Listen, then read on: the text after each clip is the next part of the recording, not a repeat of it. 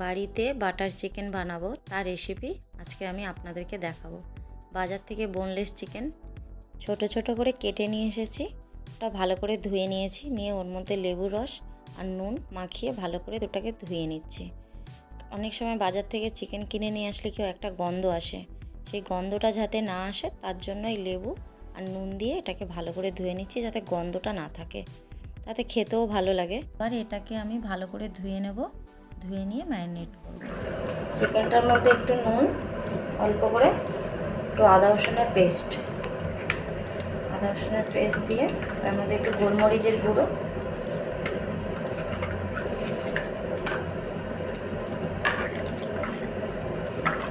দিয়ে এটাকে ম্যারিনেট করে নিতে হবে। ম্যারিনেট করে কিছুক্ষণ রেখে দেবো এটা, ততক্ষণ এটা আমার ম্যারিনেট হয়ে গেল। কড়াইতে তেল দিলাম, তেলটা যখন গরম হয়ে যাবে তখন আমি একটু পেঁয়াজ দিয়ে দিলাম। পেঁয়াজটাকে নাড়াচাড়া করে একটু রসুন দিয়ে দিলাম, কয়েকটা শুকনো লঙ্কা, একটু আদা, একটু টমেটো দিয়ে এটাকে ভালো করে নাড়াচাড়া করব। নাড়াচাড়া করে কয়েকটা কাজু বাদাম দিয়ে দিলাম। 1 থেকে 2 মিনিট এটা আমি ভাজতে থাকবো।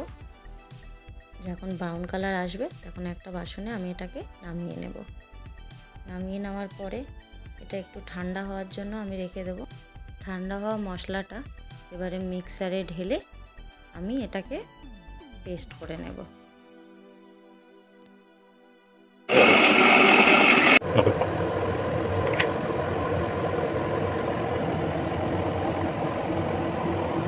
কড়াইতে আমি তেল দিয়ে দিয়েছি, তেলটা গরম হয়ে গেছে। চিকেনটা যেটা ম্যারিনেট করে রেখেছিলাম সেটা আমি কড়ার মধ্যে দিয়ে দিলাম। দিয়ে এটাকে একটু ভালো করে নাড়াচাড়া করে এটাকে যখন ভাজা ভাজা হয়ে আসবে হালকা, তখন আমি এটাকে একটা বাসনে তুলে নেব। কড়াই একটু তেল ছিল, সেই তেলের মধ্যে আমি একটু বাটার দিয়ে দিলাম।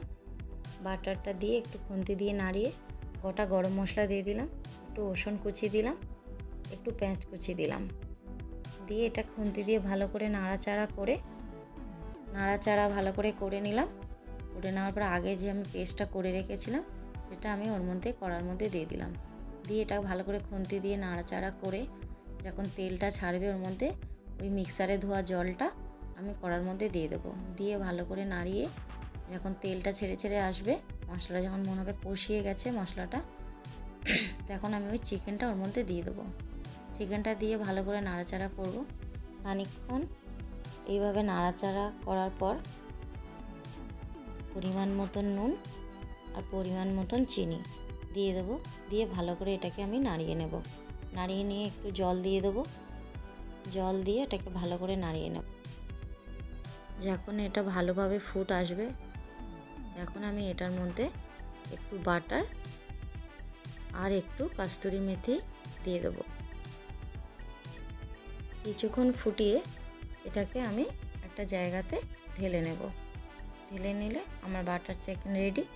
আপনারাও এইভাবে বাড়িতে বানিয়ে খেয়ে দেখবেন, আশা করি আপনাদেরও খুব ভালো লাগবে।